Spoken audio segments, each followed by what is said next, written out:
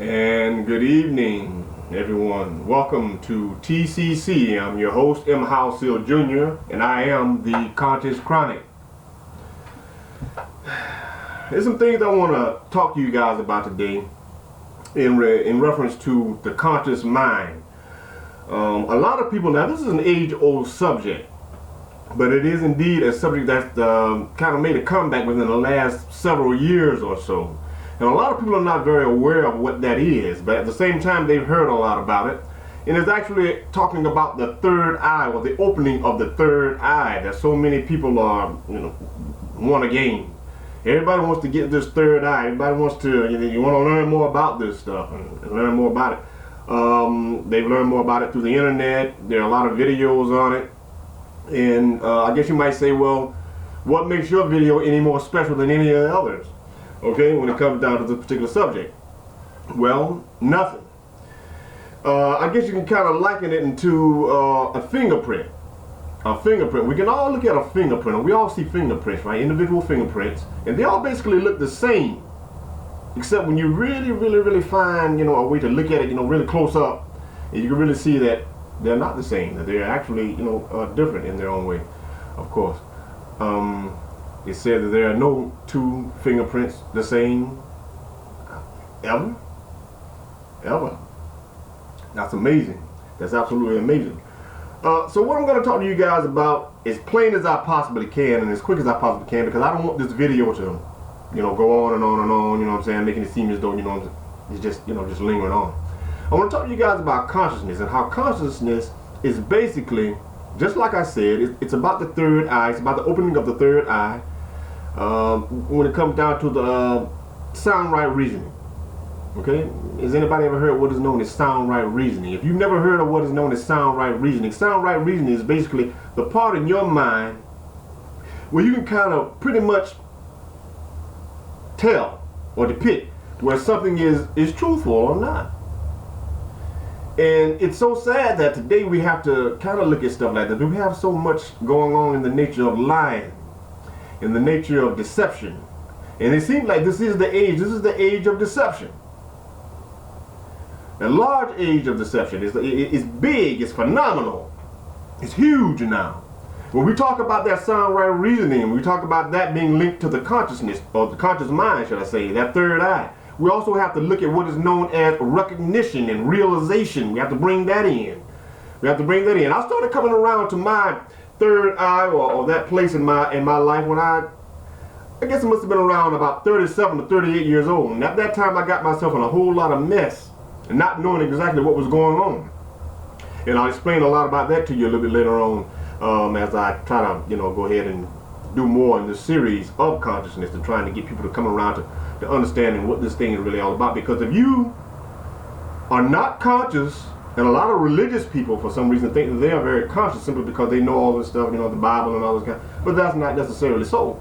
Just because you're religious does not necessarily mean that you're conscious of truth, because that's where consciousness lay, and that's what consciousness is. That's where that's where it belongs. That's where it positions itself. It positions itself in the nature of truth. Okay, in the nature of truth, regardless of whether it's not like you can never tell a lie, but it's about you being consciously aware, and that's what it is, being aware of the wrong in it. There are a lot of people out there who don't know the difference between right and wrong, and a lot of them who do, but just don't give a damn.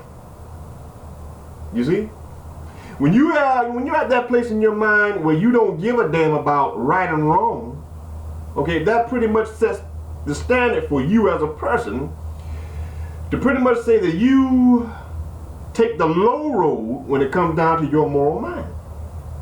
Okay? You don't take the moral high road, you take the moral low road. Okay? And this is what's taking place all over the country. This is what's taking place all over the world, but particularly here in this country.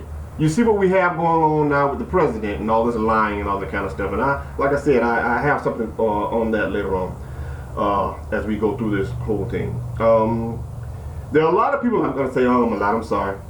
There are a lot of things I have to get my thoughts together. I have to try to, get this thing together when it comes down to actually trying to do this. I got a lot on my mind. helping to take care of a mother who has dementia. She's suffering with dementia right now, a demented mind, and that's sad. It's very sad, and it's very painful for her loved ones who have to sit around and kind of watch that, take place on.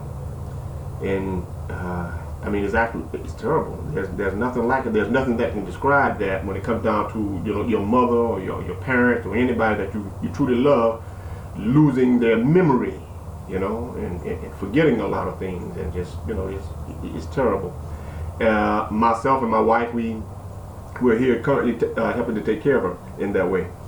So this thing about consciousness, and it's about exercising your mind, but at the same time, it goes beyond just exercising the mind. A lot of times we'll hear people say, "Oh, exercise your mind, do puzzles, when you get older and stuff like that, and read more,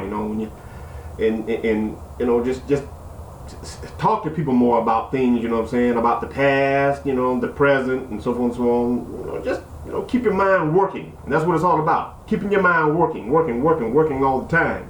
Now, I wrote a book several years back entitled A History of Violence and Cumulative Compositions from an Unforeseen Higher Level of Consciousness on the Cusp of the Number 7.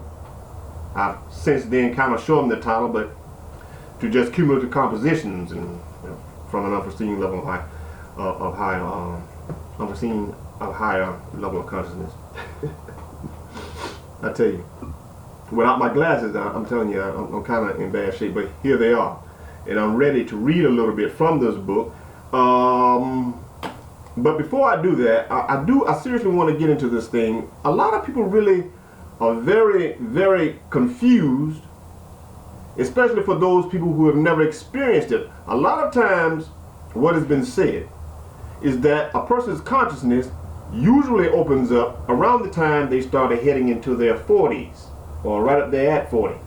So mine started opening up about around 37, 38 years old. And like I said, I got myself in a lot of trouble behind not knowing exactly what was taking place in my life, because there were some things that I had not known years ago because I was being thrown off by deception when it came to my birthplace or my birthright, in a sense, because this is exactly what it is. It's a birthright for people, and I'm telling you right now, don't get me mixed up when I say that not everybody has this ability. Everybody actually does have this ability to open up their conscious mind or to open up that third eye.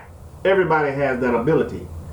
It's all about some people's ability, I guess, is weaker than others when it comes down to it opening up. Some people will never open up, only possibly until the day that they die. And then they will be able to see a lot of things of which, I guess you might say, us conscious people, true conscious people, are able to see. Now, when I speak about that, I'm not speaking about ESPN.